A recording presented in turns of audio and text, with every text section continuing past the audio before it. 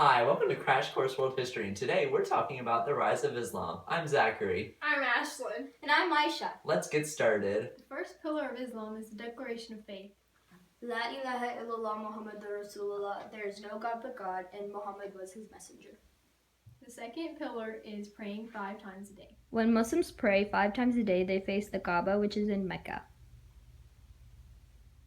The third pillar is fasting. In Islam, when Muslims fast, they must start at sun up and can break their fast at sundown. Yes. Okay, the fourth pillar of Islam is charity.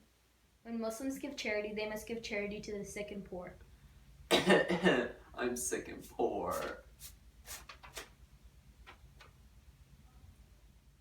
The fifth pillar is the pilgrimage. Hajj is the pilgrimage that Muslims must take at least once in their life if they are healthy and able, from Mecca to Medina.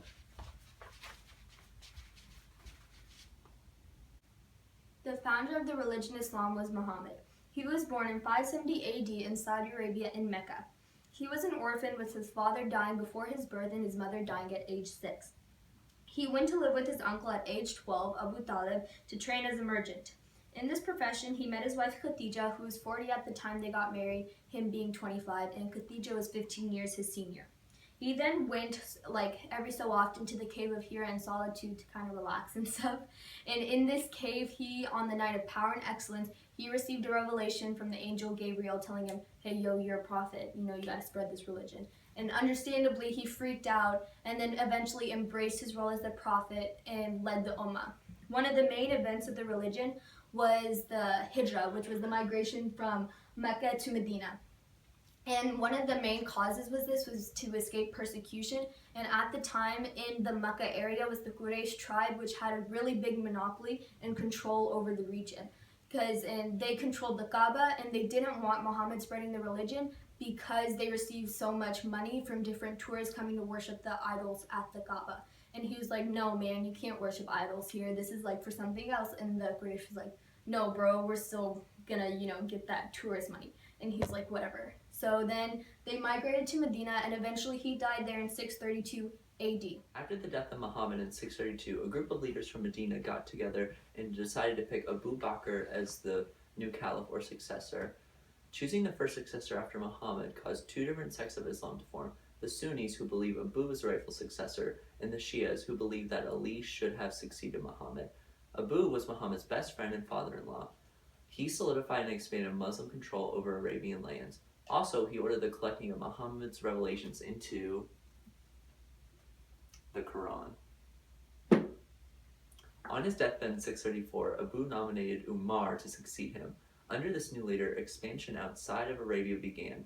Umar was killed by a Persian in 644.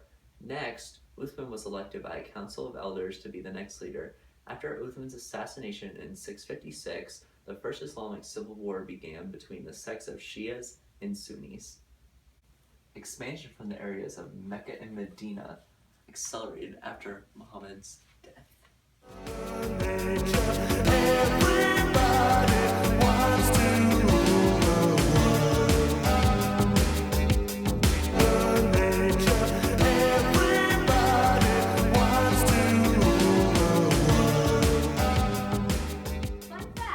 Sharia law is a kind of a set of rules that all Muslims have to follow. Some examples include you cannot drink alcohol, you cannot eat pork, and you cannot gamble. This is the land of the Spaniards. This is Islamic territory now. The Golden Age occurred under the Abbasid Caliphate. Some of the main cities that flourished were Baghdad and Cordoba.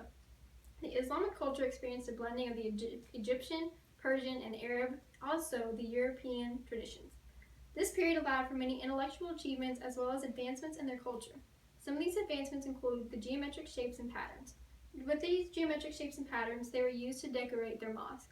Within these patterns and shapes, they had hidden messages which were verses from the Quran. There were also many advancements in medicine. For example, the emergency room was introduced within this time period. Lastly, a better trading network, which led to the spread of beliefs, ideas, and technology, as well as culture, happened within the Golden Ages. During the Golden Ages, Muslims flourished through education and preserved the ideas of knowledge. Not only did the Christians take home riches with them during the Crusades, but they also took back this knowledge. This eventually led to the Renaissance, bringing Europe out of the Dark Ages. Fun fact, all Muslim women at the time had better treatment than their Christian and Jewish counterparts. People converted to Islam in order to avoid the heavy taxes placed on non-Muslims. It's tax time! I'm converting. This is my money, honey. Well then, okay. Muslims, in order to escape slavery, converted to Islam. Come on, slave. I am converting, thank you. I guess that means you're free. Bye. Fun fact, when Muslims start to read or they recently convert, they have to try and learn how to read Arabic because the Quran originally was written in Arabic. The rise and fall of the Islamic Caliphate resulted in the spread of Islam through parts of Europe, Africa, and Asia, impacting the culture and way of life of those regions.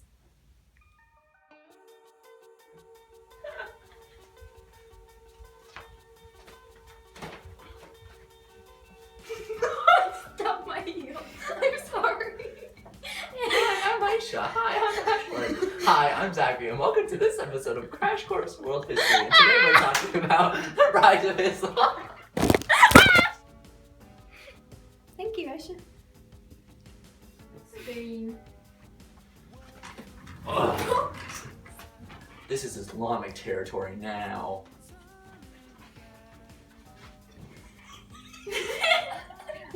You have to say, hi, I'm Ayesha. The founder of the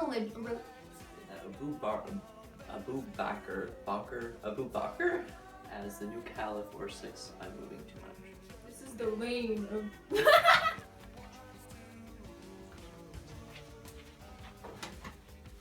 Hi, I'm Ayesha. Hi, I'm Ashelyn. Hi, I'm Zachary, and today we're talking. Oh, freaking messed up now! I got all serious. Please start the video. Let's try again.